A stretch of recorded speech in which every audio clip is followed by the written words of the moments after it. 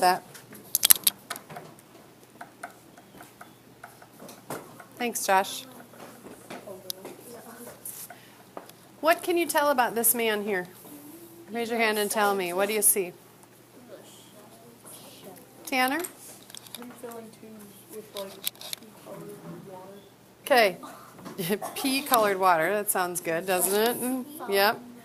And he's filling up these, what are these?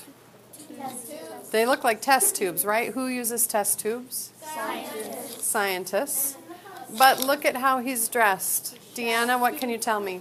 I think he is himself because he looks like so strong. He has some food here, right? A melon of some kind, okay, or a squash. And he has his chef coat and his chef hat. He's in a kitchen. You can kind of see a grill back here, a big vent, okay? We don't always think about chefs as being scientists, but they absolutely are. The best ones certainly are scientists because they put combinations of things together that are amazing when we taste them, right? Next slide. So molecular means at the level of molecules. Gastronomy means having to do with food or cooking. I want you to come up with your own definition. You can use some of these words, but you have a box that says molecular gastronomy. I want you to write in your own words, what is it that we're studying today? This would be a good idea right here.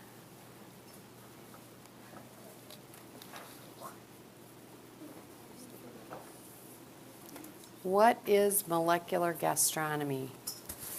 Write it in the box.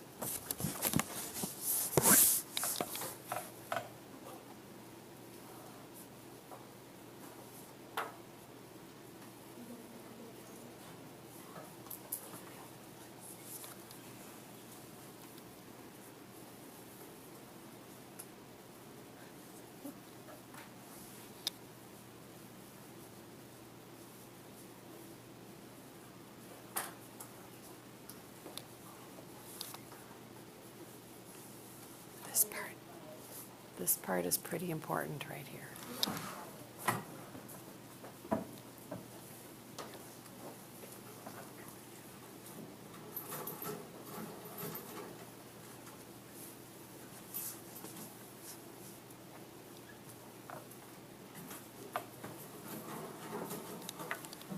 Do we write that now? You could?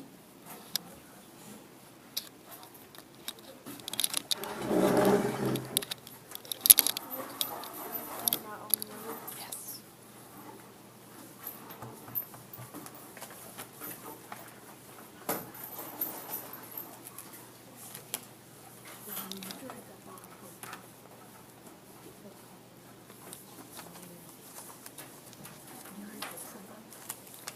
So molecular gastronomy, right, has to do with food and cooking, and it has to do with the molecular level, all the way down to just the little molecules and how they interact with each other. It's about the physical and chemical transformations of the ingredients. So we're going to be learning about physical and chemical changes today. Okay? We're going to learn about the science of cooking.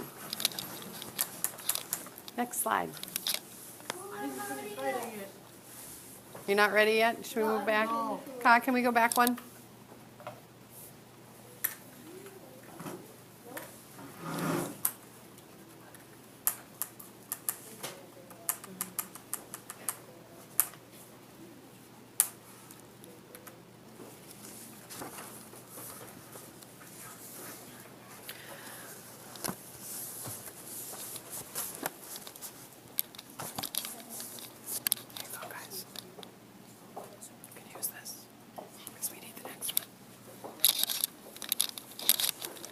Here are all of the things you're going to learn how to do today.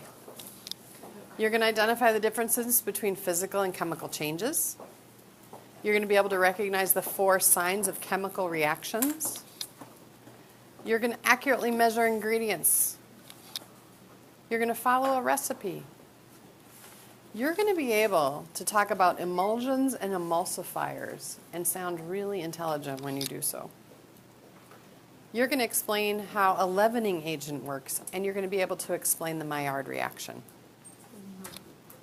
Does this sound like we're just hanging out?